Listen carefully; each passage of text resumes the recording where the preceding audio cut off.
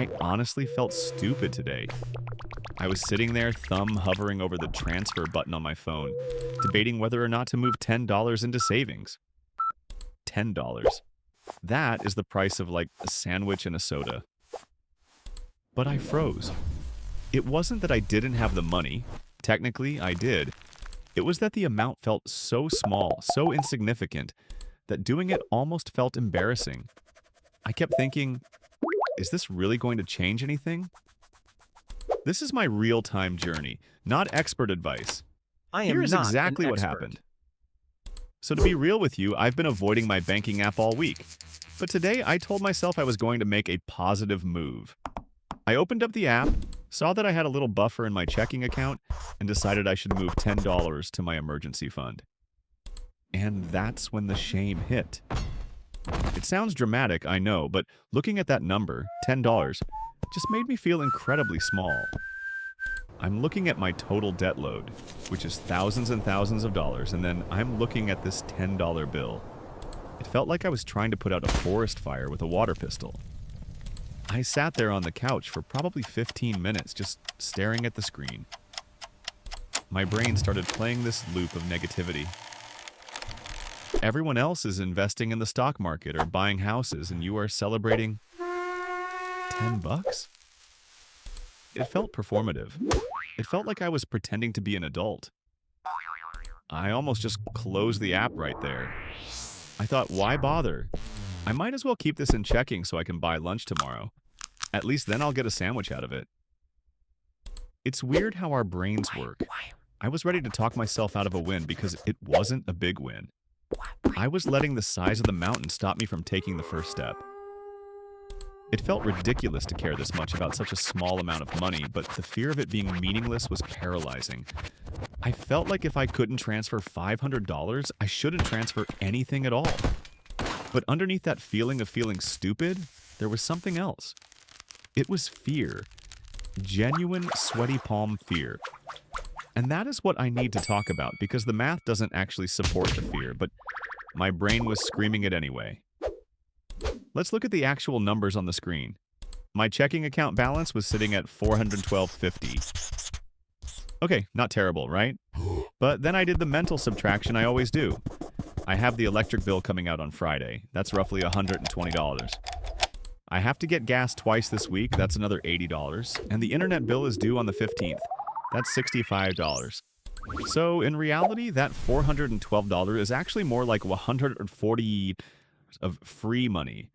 So why was I terrified of moving just 10 of those dollars? It's this scarcity mindset I've been living in for years. When you are used to living paycheck to paycheck, every single dollar feels like a lifeline. Even though I had a buffer of over $100, my brain started inventing disasters. I started thinking, what if I get a flat tire tomorrow? What if I need to buy medicine? If I move this $10 to savings, it's gone. I can't swipe my debit card for it instantly. That is the trap I always fall into. I view my savings account not as a pile of money I own, but as a black hole where money goes to die. I treat saving like spending. In my head, once I transfer it, I can't touch it. And because I don't trust myself or the universe, I want to keep every penny in my checking account just in case. But the reality is, when I keep it in checking just in case, I usually end up spending it on tacos or random stuff on Amazon just because. I sat there doing the math over and over again. $412 minus $10 is $402. It literally changes nothing about my ability to pay the electric bill. It changes nothing about getting gas. The anxiety wasn't about the math. The anxiety was about the loss of control. I was afraid to lock that money away, even though I was the one holding the key. I realized I was treating my emergency fund like a museum exhibit. Look, don't touch. But that's not what it is. It's a backup battery.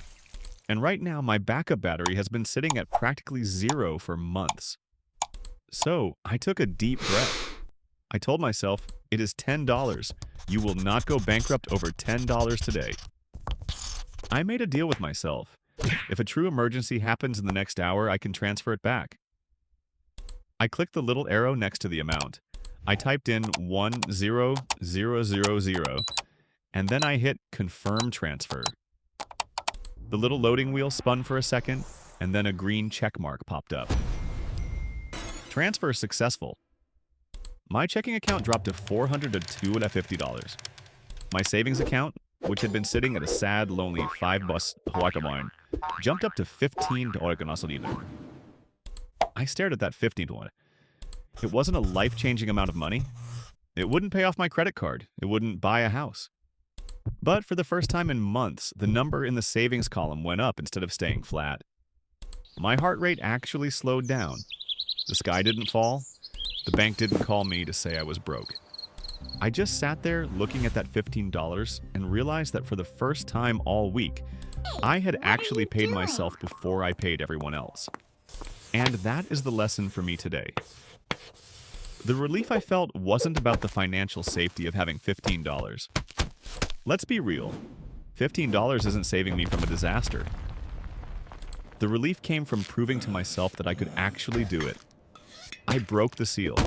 For so long, I've been paralyzed by this idea that I need to make massive, sweeping changes to fix my life. I keep waiting for a bonus check, or a tax refund, or some miracle windfall so I can dump $1,000 into savings all at once and feel secure.